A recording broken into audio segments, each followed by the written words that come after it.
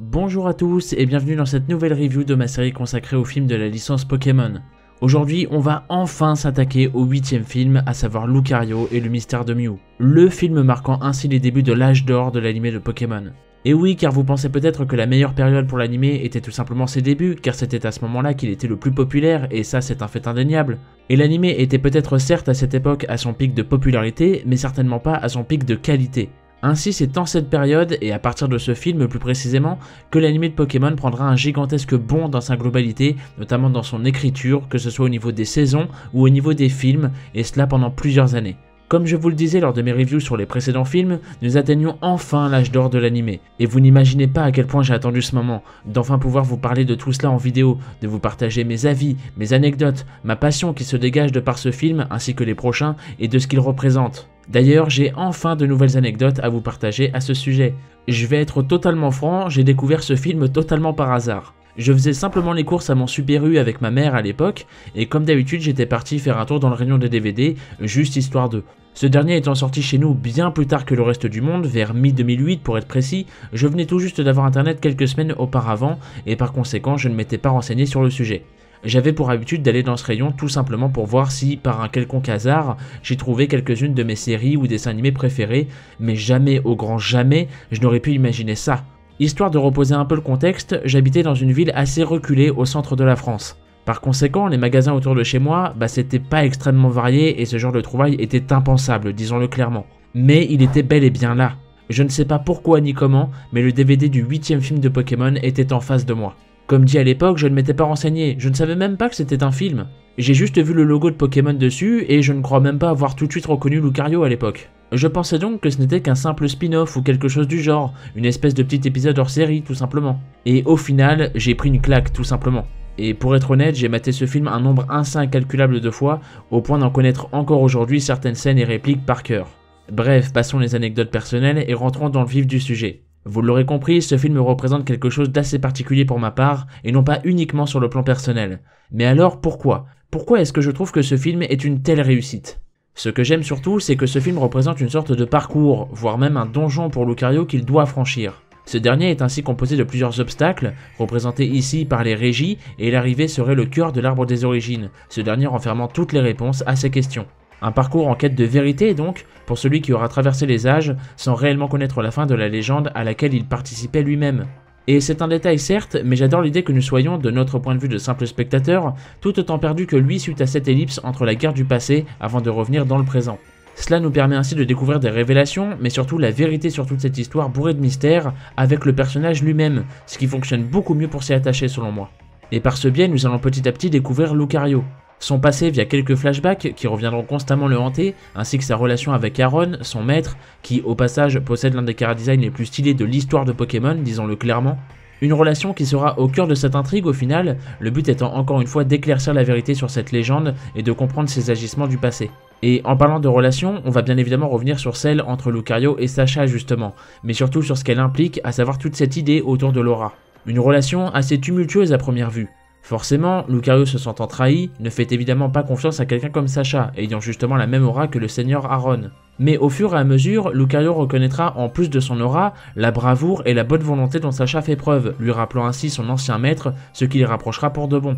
Et forcément, en tant que fanboy absolu de Sacha que je suis, et sachant que cette idée de maîtrise de l'aura restera canon à l'animé en plus d'être super badass, je ne peux qu'adorer un tel développement, et cela grâce à Lucario. Et justement, je parle de Sacha, mais précisons bien que c'est l'histoire de Lucario ici. C'est lui le héros avec Sacha à ses côtés, et non l'inverse. Vous savez, sur plusieurs points, le personnage de Lucario me fait quelque peu penser à celui de Mewtwo lors du premier film.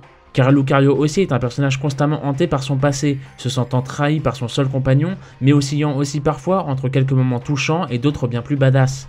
Au final, c'est un personnage extrêmement charismatique et très complet surtout, auquel on ne peut que s'attacher selon moi. La preuve étant qu'après ce film, Lucario deviendra un Pokémon extrêmement populaire auprès des fans, comme Mewtwo à son époque. Penchons-nous maintenant sur l'histoire de ce film, ou plus précisément sur ses idées. Le tout grandement inspiré de par la mythologie scandinave, avec par exemple l'arbre des origines, faisant ainsi référence à Yggdrasil, l'arbre à l'origine du monde justement. Il y a également une référence au Ragnarok, annonciateur de fin du monde, représenté ici par la guerre présentée au début du film. Mais il y a aussi la puissance des 3 golems de Hoenn, servant ainsi de clin d'œil aux 3 dieux nordiques et ayant pour but de maintenir l'équilibre de l'arbre. Dans un premier temps, je suis particulièrement fan de l'idée de placer l'arbre des origines au centre de tout le reste, afin de souligner son importance. Les golems, les souvenirs d'Aaron et par conséquent la quête de nos héros, mais aussi la mission de Kid par exemple, ainsi que Mew et son mystère, tous sont étroitement liés à cet endroit. Sauf que ce n'est pas qu'un simple lieu plutôt hasardeux comme pour les autres films. Ici c'est un endroit protégé et gardé secret, car ce dernier agit autant en tant que havre de paix, mais également en tant que potentiel cataclysme, possédant ainsi son propre écosystème. Et à vrai dire, j'aime beaucoup cette tournure là encore. Le fait que les globules blancs ou encore que les golems agissent ainsi en tant que pseudo-antagonistes par défaut, alors que c'est tout simplement leur rôle de protéger l'arbre de ces intrus, qui sont ici représentés par les héros justement. Ainsi, on se retrouve avec un schéma similaire à celui d'un compte à rebours pour les héros quelque part, car ils n'ont pas le droit d'être ici, et plus ils avanceront jusqu'au cœur de l'arbre des origines, plus ils seront opposés à ces mêmes gardiens. D'ailleurs, puisque l'on parle de ces fameux gardiens, j'aimerais revenir sur la mise en scène des apparitions de ces derniers que je trouve véritablement fantastique jusque dans le moindre détail. Par exemple avec Regirock, ce dernier apparaît pile après le moment où Lucario et Sacha commencent à apaiser leurs tensions et à se respecter mutuellement. De plus, il surgit pile au moment où les héros sont devant l'arbre des origines, et va ainsi s'attaquer à leur véhicule. Registeel, quant à lui, intervient à l'intérieur de l'arbre, pile au moment où les gadgets de Kid commenceront à récolter des données sur l'arbre et son écosystème. Et enfin Regice, lui, n'apparaîtra que lorsque les héros avanceront petit à petit jusqu'à atteindre le cœur de l'arbre des origines. On peut ainsi non seulement remarquer que leurs premières apparitions à chacun des trois sont très rapides, presque brutales même, comme pour briser la situation calme du moment et afin de ne pas laisser de répit aux héros. Mais en plus, si vous remarquez bien et malgré les apparences, les Régis n'ont pas pour but de s'attaquer directement aux héros, mais plutôt de les faire rebrousser chemin. Encore une fois, Regirock s'en prendra à leurs véhicules afin de limiter leurs déplacements et les mettre en garde. Registeel s'attaquera quant à lui au robot de Kid afin de l'empêcher de récolter des informations et d'accomplir à bien sa mission, qui pourrait nuire à l'arbre des origines. Et enfin Regice tentera de faire reculer les héros et en profitera ainsi pour boucher une issue menant vers le cœur de l'arbre. Alors, vous rajoutez à cela les musiques angoissantes de fond ainsi que les bruitages utilisés pour leurs yeux et pour leur voix, le tout forme un côté très oppressant à chacune de leurs apparitions et ça fonctionne divinement bien. Preuve encore une fois qu'une mise en scène très maîtrisée est très efficace à mon sens, du moins dans le cas présent. D'ailleurs, et pour terminer là-dessus, les fameux globules blancs de l'arbre des origines lui-même ne feront leur apparition qu'une fois que les héros s'approcheront véritablement du cœur de l'arbre, comme une sorte de dernier recours de protection donc. Maintenant, pour revenir sur le film dans son ensemble, j'ajouterais qu'il faut tout de même attendre facilement 25 voire même 30 minutes avant que le film ne démarre vraiment avec l'apparition de Lucario. Et on ne va pas se mentir, c'est très long mine de rien. Et pourtant, je ne sais pas pour vous, mais me concernant, même avant cela, je ne m'ennuie clairement pas à vrai dire. Alors, je comprends malgré tout que l'on puisse trouver ce passage du bal assez long et plutôt laborieux, mais encore une fois, personnellement, ça ne me dérange pas. Je l'avais déjà évoqué lors de ma review du précédent film, mais nous sommes dans la génération Advance, dans laquelle les moments de voyage, exploration, détente et autres sont très fréquents. Et c'est quelque chose que j'aime beaucoup personnellement pour l'anime de Pokémon, donc évidemment je ne vais pas m'en plaindre ici non plus. Surtout que des moments comme ça, il y en a plein dans ce film, et selon moi c'est une bonne façon de faire. Car cela permet de mieux réunir Lucario avec les autres personnages, en nous montrant ainsi des flashbacks ou encore certaines interactions entre ces derniers, et nous permettant ainsi de mieux les découvrir, ou bien tout simplement de s'attacher à eux. Ce sont donc des moments plutôt axés tranche de vie certes, mais qui servent bien plus à l'intrigue ou bien au bon développement des personnages que l'on pourrait le croire. Mention spéciale à la fameuse tablette de chocolat que Max offre à Lucario dans le film, et que ce dernier donnera à Aaron lors du générique de fin. Vraiment, c'est le genre de détail que j'adore, et qui permet de montrer l'évolution du personnage de façon subtile et efficace à la fois. Bref, c'est génial.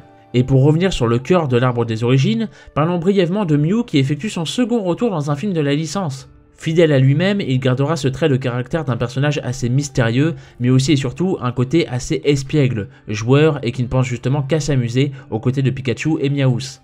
Et là encore, ce sont des passages qui sembleront certes assez inutiles, mais qui auront permis à Mew de nouer des liens avec Pikachu, ce qui mènera ainsi Mew à sauver les héros lorsque ces derniers se seront fait attraper par les globules blancs. Fun fact au passage, j'ai le souvenir d'avoir pleuré à l'époque en voyant ce passage. Et oui, je me confesse, mais les pleurs de Pikachu auront eu raison de moi, et pour ne rien vous cacher, j'ai toujours du mal à voir cette scène même aujourd'hui. Pour finir sur ce point, j'aime cette idée que Mew et l'arbre des origines soient interconnectés. Ainsi, la seule option pour sauver ces deux-là, c'est le pouvoir de l'aura justement. Ce qui permettra ainsi à Lucario d'effectuer la dernière étape de son parcours avant de finalement pouvoir rejoindre son maître. À savoir donc reprendre la volonté de ce dernier en se sacrifiant tout comme lui après avoir finalement compris son rôle tout en transmettant son rôle d'aura gardien à Sacha par la même occasion. Le symbole est sublime, la boucle est bouclée, que voulez-vous de plus?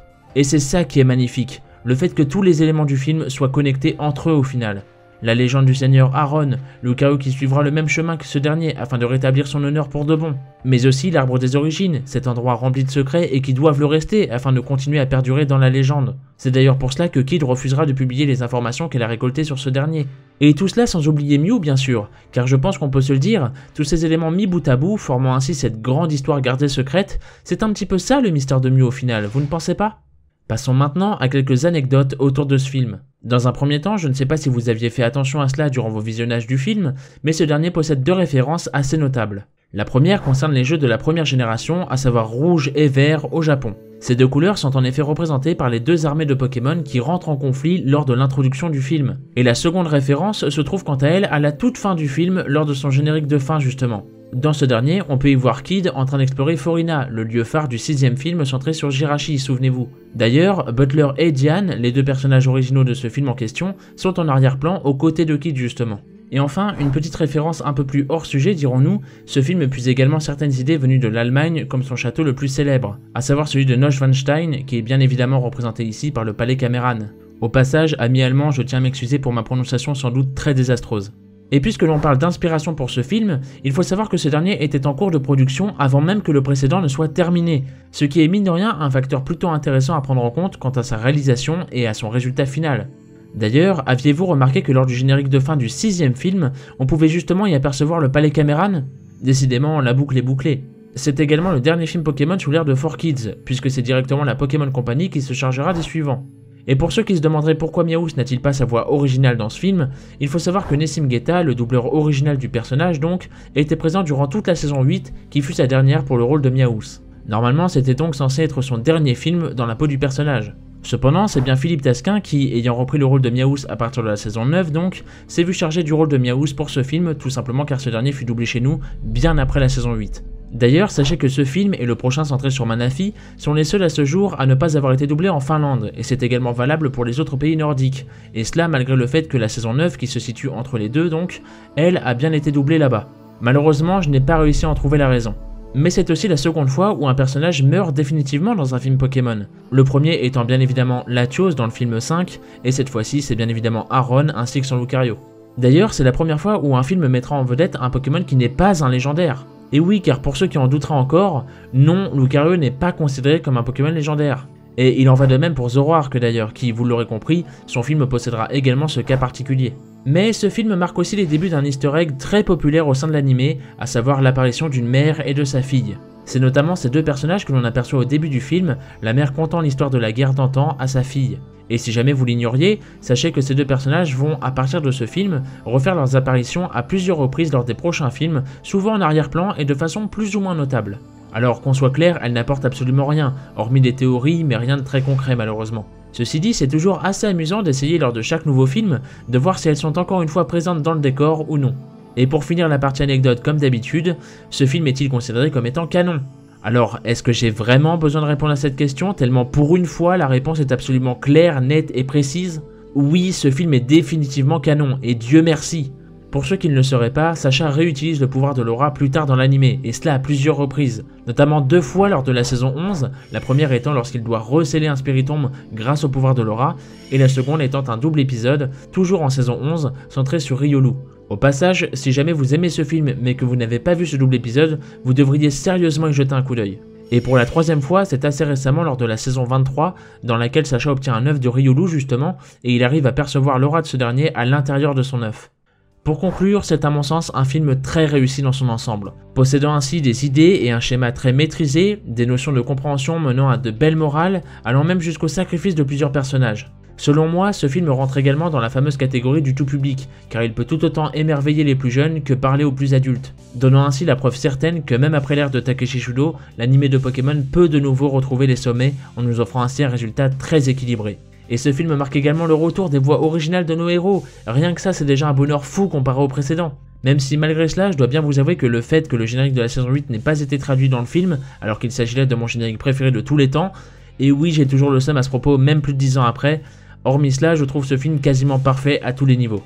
Bref, je pense avoir fait le tour et vous l'aurez compris, ce film est clairement pour moi l'un des meilleurs de la licence. A vrai dire, il est même dans mon top 5 et je peux d'ores et déjà vous le dire, les 2 prochains y sont également, mais nous y reviendrons le moment venu. Je sais qu'énormément de gens apprécient le Pokémon qu'est Lucario, mais qu'en est-il du personnage de ce film? Est-ce que certains même parmi vous ont aimé Lucario grâce à ce film et non au jeu par exemple? Mais surtout, plus important encore, qu'avez-vous pensé de ce film? Comme d'habitude, n'hésitez pas à me faire part de vos avis en commentaire. Encore une fois mes amis, nous entrons dans ce que beaucoup, dont moi-même, surnomment l'âge d'or de l'anime, et c'est un tel plaisir de pouvoir enfin vous parler de cela.